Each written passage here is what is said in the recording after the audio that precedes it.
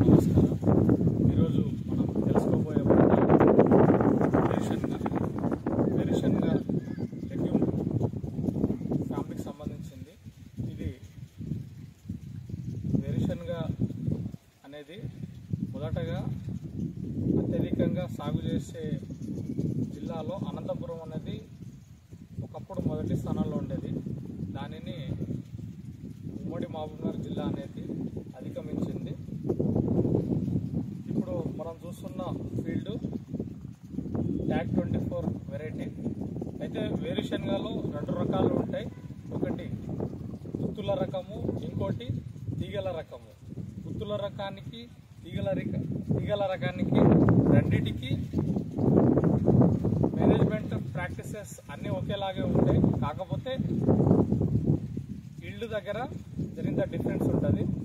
Seed rate, yield, మనం విత్తనం మోతాదు వేసుకునే విధానము మరియు దిగుబడి విధానం అనేది రెండిట్లో వ్యత్యాసం అనేది చూపిస్తుంది. అయితే మొదటగా వేరుశనగకు సంబంధించి మనము తెలుసుకోవాల్సిన విషయము, మనం వేరుశనగలో మొదటగా మనము గత సంవత్సరం వేసుకున్నట్లయితే దానికి సంబంధించిన రెసిడ్యూల్స్ అంటే తెగుళ్ళు కానీ పురుగులకు సంబంధించినవి కానీ ఏవైతే ఉంటాయో వాటికి సంబంధించినవి మనము స్టడీ చేసుకోవాలి. ఇప్పుడు వేస్తున్నప్పుడు ఏం చేయాలంటే మనము మొదటగా మనం విత్తనాలు వేసుకునే సమయంలో విత్తన శుద్ధి అనేది చేసుకోవాలి. ఒక ఎకరాకి ఇక్కడ వేసుకున్న ఫీల్డ్ అయితే 50 kgs per acre seed rate చొప్పున విత్తన మోతాదు చొప్పున విత్తుకోవడం జరిగింది. అయితే ఈ వేసుకున్నటువంటి ట్యాగ్ 24లో మొదటగా విత్తన శుద్ధి చేసుకునే విధి విధానంలో భాగంగా కార్బండైజియము, మ్యాంగోజెబ్, దీన్ని ప్రత్యేకంగా సాఫ్ పొడి అని అంటారు. అయితే ఈ సాఫ్ పొడి అనే దాన్ని మనము సాఫ్ పొడితోటి మనం వేసుకున్నట్లయితే 2 గ్రాములు 2 నుంచి 4 గ్రాములు పర్ కేజీ చొప్పున వేసుకున్నట్లయితే 2 నుంచి 4 గ్రాముల కేజీ పర్ చొప్పున వేసుకున్నట్లయితే మనము వీటికి వచ్చే వ్యాధులను మనము రానియకుండా నివారణ చేసుకోవచ్చు. మొదటగా సాయిల్ బార్న్ అంటే మట్టి ద్వారా పాత పంట ఏదైతే ఉంటుందో దాని ద్వారా సంక్రమించే వ్యాధి కానీ, సీడ్ బార్న్ మనం ఎక్కడి నుంచో తీసుకొని వచ్చింటాము, అవతల వాళ్ళు దాన్ని విత్తన శుద్ధి చేసి ఉండకపోవచ్చు. సీడ్ బార్న్ డిసీజ్ అనేది, సాయిల్ బార్న్ డిసీజ్ అనేది అరికట్టడానికే మనము విత్తన శుద్ధి అనేది చేసుకుంటాం. విత్తన శుద్ధిలో భాగంగా మొదటగా మనం కార్బండైజియం, మ్యాంగోజెబ్, సాఫ్ పొడి చెప్పినాం కదా. ఒకవేళ అది లేనట్లయితే ట్రైకోడర్మా స్పీసీస్, ట్రైకోడర్మా విరిడి కానీ, ట్రైకోడర్మా హజారిడిన్ కానీ ఇవి దొరుకుతాయి. వీటి ద్వారా కూడా విత్తన శుద్ధి చేసుకున్నట్లయితే సరిపోతుంది. వీటి మోతాదు కూడా 2 నుంచి 4 గ్రాములు పర్ కేజీ చొప్పున చేసుకున్నట్లయితే సరిపోతుంది. అయితే వీటి ద్వారా ఈ స్వల్ప మచ్చ తెగులు కానీ, అధిక మచ్చ తెగులు కానీ అన్నింటివి ఎక్కువగా నివారణ జరుగుతలేదు. కాబట్టి ఎక్కువ మోతాదులో యువకనోజోల్, ట్రైఫ్లాక్సోస్ట్రోబిన్ అనే పొడిని 1 నుంచి 2 గ్రాములు పర్ కేజీ చొప్పున తీసుకొని విత్తన శుద్ధి చేసుకున్నట్లయితే దీనిని రానియకుండా నివారణ చేసుకోవచ్చు. ఇది విత్తన శుద్ధికి సంబంధించినటువంటి విషయము. విత్తన శుద్ధి తర్వాత విత్తనాలు వేసుకునే విధానంలో 30x15 అంటే సాలుకు మధ్య దూరము 30 సెంటీమీటర్లు, మొక్కకు సాలుకు మధ్య దూరము 30 సెంటీమీటర్లు, మొక్కకు మధ్య దూరము 10 నుంచి 15 సెంటీమీటర్ల దూరం ఉండేటట్లు చూసుకోవాలి. ఈ విధంగా చూసుకున్నట్లయితే మంచి దిగుబడిని అందిస్తాయి. ఇది సీడ్ రేట్ అనేది 45 నుంచి 50 కిలోలు అనేది పడతాయి. పర్ ఎకర్ మనం ట్రాక్టర్ సీడ్ డ్రిల్లో పోసుకున్న తర్వాత దానిలో భాగంగా నెక్స్ట్ కలుపు యాజమాన్యం. మనం విత్తనాలు వేసుకున్నాము, విత్తన శుద్ధి చేసుకున్నాము, అంతా బాగానే ఉంది. అయితే కలుపు యాజమాన్యము మనం వేసుకున్న రోజు నుంచి 3 రోజుల 3 రోజులు 1, 2, 3 ఈ 3 రోజుల కాల వ్యవధిలో మనము పెండిమిథిలిన్ అనే టెక్నికల్ని 1 ml పర్ ఎకర్ చొప్పున పిచికారీ చేసుకున్నట్లయితే పొడవాటి ఆకులు, వెడల్పాటి ఆకులు అనేటివి ఏవైతే ఉంటాయో వాటిని ఎర్లీ స్టేజ్లో నివారణ, వాటిని పెరగకుండా తక్కువ దశలోనే, మొదటి దశలోనే మనం నివారణ చేసుకోవచ్చు. ఒకవేళ అప్పటికి కలుపు సమస్య అనేది అలాగే ఉన్నట్లయితే మనము చేయవలసింది 14 నుంచి 20 రోజుల కాల వ్యవధిలో కలుపు సమస్య కూడా అదే విధంగా ఉన్నట్లయితే ఇమజెత్రిపైర్ అనే టెక్నికల్ 1 ml పర్ ఎకర్ చొప్పున పిచికారీ చేసుకున్నట్లే 1 ml పర్ లీటర్ చొప్పున పిచికారీ చేసుకున్నట్లయితే దాని నుంచి నివారణ చేసుకోవచ్చు. అయితే 20 రోజులు 25 రోజులు కాల వ్యవధిలో మనకు కనిపించే ఒక ప్రధానమైన సమస్య కాలర్ రాట్ అని, తర్వాత వేరుకుళ్ళు తెగులని, కాండపు కుళ్ళు తెగులని అనేది ప్రధానంగా కనిపిస్తుంది. దానివల్ల మొక్క అనేది పైన పెరగకుండా కింద అలాగే చనిపోవడం జరుగుతుంది. సో దానికి మనం రెడినిల్ గోల్డ్ అని ఒక ప్రైవేట్ కంపెనీ బ్రాండ్ అది. బట్ దానికి సంబంధించిన టెక్నికల్ మెట్లాక్సెల్, మనం చెప్పవలసింది మెట్లాక్సెల్, మ్యాంకోజెబ్, ఈ 2 టెక్నికల్ కలిగినటువంటి దాన్ని మనము కంప్లీట్గా సాయిల్ డ్రెంచింగ్ మనము కలుపుకొని 1 ml పర్ లీటర్ చొప్పున కలుపుకొని 1 ml or 2 ml per litre చొప్పున కలుపుకొని మన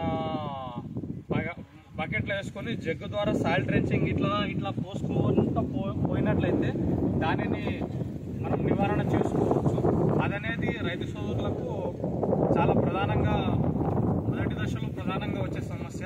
దాంతోపాటుగా ఆకులు పెరిగిన తర్వాత ఆకులలో ఒకటి స్వల్ప మచ్చ తెగులు అనేది మొదటి 15 నుంచి 20 రోజుల కావాల వ్యవధిలో వచ్చే ప్రధానమైన సమస్య. అందుట్లో ఆకులు అనేటివి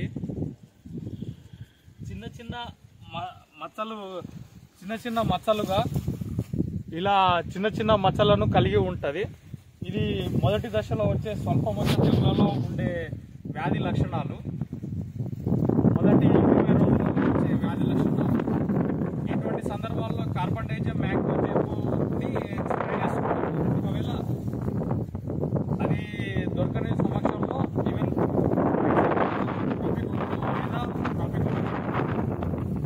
వాటిని పిచికారీ చేసుకోవడం జరుగుతుంది.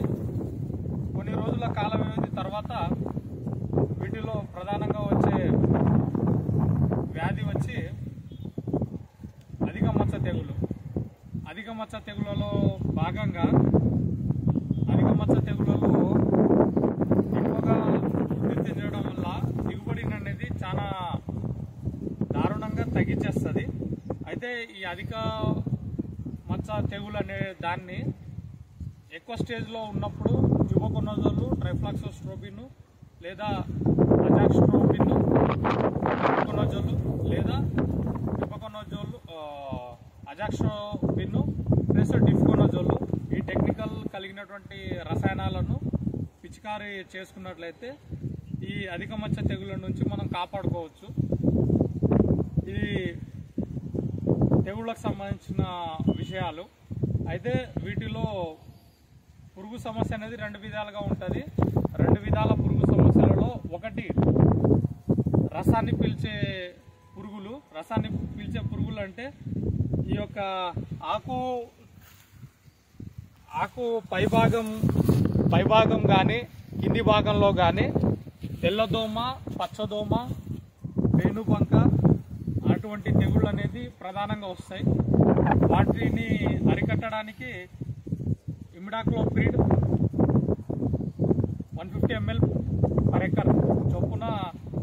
పిచికారి చేసుకున్నట్లయితే వాటిని మనం నివారణ చేసుకోవచ్చు.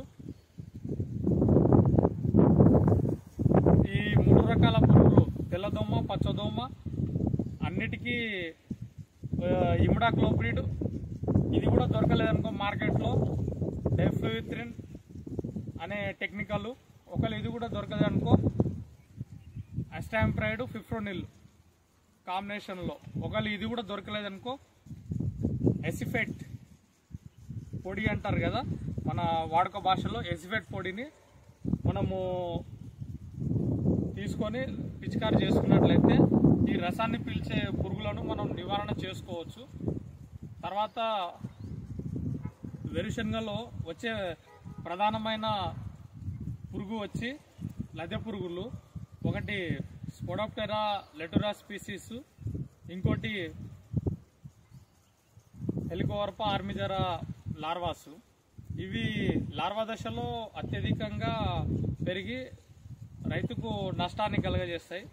అయితే వీటికి ప్రధానంగా గత వీడియోలో పెసర పంటలో మన మినుము పంటలో భాగంగా ఏదైతే చెప్పానో దాన్నే మనము పిచికారి చేసుకోవచ్చు. మనకు అనుకూలంగా ప్లితోరా అని మన రైతు భాషలో ప్లితోరా అని కంపెనీ ట్రేడ్ నేము, దానికి novaluron plus indoxacarb agriculture technical name 200 to 250 ml per acre చొప్పున వేసుకున్నట్లయితే దానిని నుంచి నివారణ చేసుకోవచ్చు. అది కూడా దొరకలేనప్పుడు కొరాజన్, రైతు భాషలో కంపెనీ ట్రేడ్ నేమ్ భాషలో కొరాజన్, అగ్రికల్చర్ టర్మినాలజీలో దాని యొక్క పేరు క్లోరోనిథ్రినిల్ ప్రోలు. అయితే దీన్ని 50 to 60 ml per ఎకర్ చొప్పున పిచికారి చేసుకున్నట్లయితే నివారణ చేసుకోవచ్చు. ఒకవేళ అది కూడా లేదు మార్కెట్లో ఈ లద్దె పురుగు అనే సిమ్టాన్ని ఎలా గుర్తిస్తామంటే ఆకులకు ఈ విధంగా రంధ్రాలు పెట్టడం ద్వారా మనం లద్దె పురుగు ఉందనే లక్షణాన్ని మనం గుర్తిస్తాము. అయితే ఈ లద్దె పురుగు అనే లక్షణం అనేది నేను ఇందాక చెప్పిన 2 టెక్నికల్, ఒకవేళ ఇవి కూడా దొరకలేదనుకుంటే ఫేమ్ ఫ్లూబెండమైడ్, ఒకవేళ ఇది కూడా దొరకలేదంటే లాంబ్డాసైలోథ్రిన్, థయోమిథాక్సిమ్, వీటికి సంబంధించిన టెక్నికల్ ఎటువంటివి దొరికినా కానీ మనం పిచికారి చేసుకున్నట్లయితే దీని నుంచి మనం నివారణ పొందవచ్చు. దానిలో భాగంగా వీటికి ఎరువుల యాజమాన్యం, మొదటగా దీని యొక్క ఎరువుల యాజమాన్యంలో ఇది మొదటగా మీకు లెగ్యుమినేసి ఫ్యాబేసికి సంబంధించిన మొక్క అని చెప్పుకున్నాం కదా. అయితే దీనిలో ప్రధానంగా వచ్చి నత్రజని అనేది మనం తక్కువ మోతాదులో వేసుకోవాలి.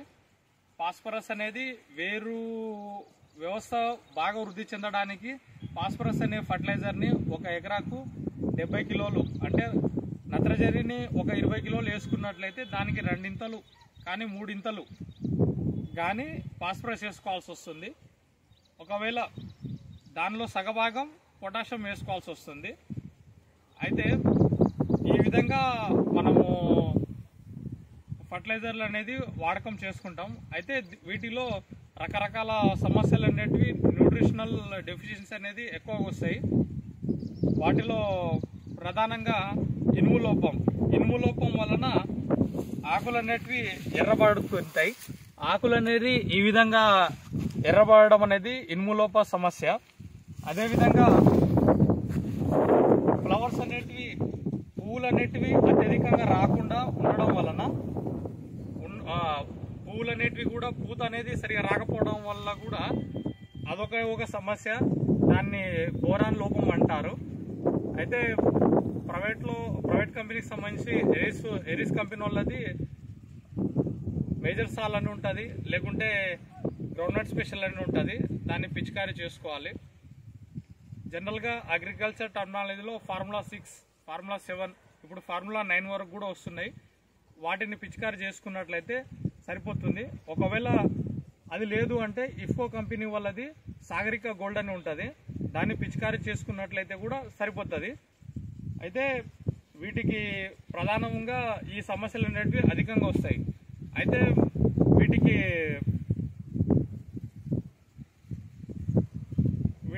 వీటి భాగంలో వేరు బుడిపెలు అనేటివి ఉండడం వలన వీటికి మనం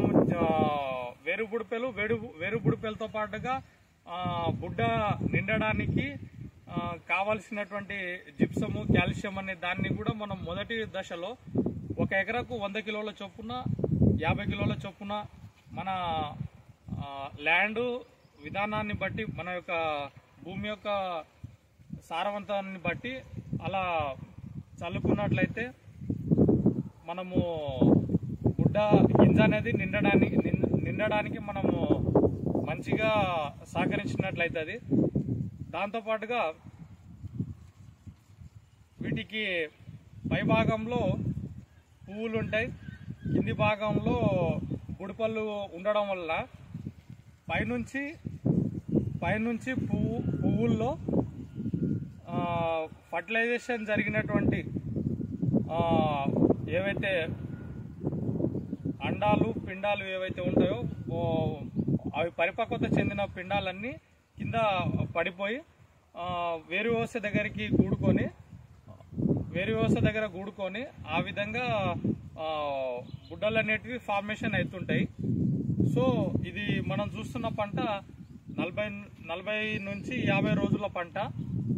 అయితే దీని యొక్క కాల వ్యవధి 80 నుంచి 100 రోజుల కాల వ్యవధి, కానీ 120 రోజులు 110 రోజుల కాల వ్యవధి వరకు ఇది ఇలా ఉంటుంది. దీంతో పాటుగా దీని యొక్క దిగుబడి 18 క్వింటాలు 20 క్వింటాలు పర్ ఎకర్ చొప్పున దిగుబడి అనేది వస్తుంది. దీని యొక్క మనము దీన్ని చూసుకున్నట్లయితే నీటి యాజమాన్యం చూసుకున్నట్లయితే వారానికి 1 తడి చొప్పున తీసుకున్నట్లయితే సరిపోతుంది.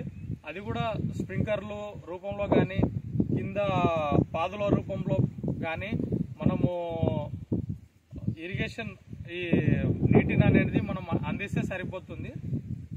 దానితో పాటుగా ఈ నీటి వ్యవస్థ అనేది 500 నుంచి 700 mm అనేది పడుతుంది 1 ఎకరాకు, ఇంతకంటే ఎక్కువ పడదు. సో ఇది ఆరుతడి పంటగా ఉంటుంది కాబట్టి నీటి లభ్యత అనేది అత్యధికంగా ఉండవలసిన అవసరం ఏం లేదు. నీరు అనేది తక్కువగా ఉన్నప్పుడు కూడా దీని యొక్క దిగుబడి అనేది మనము చూపించుకోవచ్చు. అదేవిధంగా వీటిలో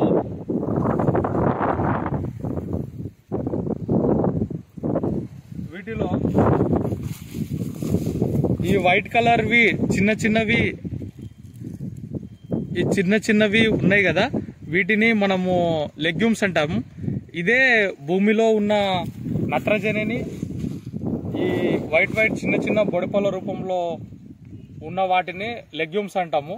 అయితే ఇవి ఏం చేస్తాయంటే భూమిలో ఉన్న నత్రజనిని మరియు వాతావరణంలో ఉన్న నత్రజనిని రెండింటిని మొక్కలకు అందేలా చేస్తుంది అది. అందుకోసమే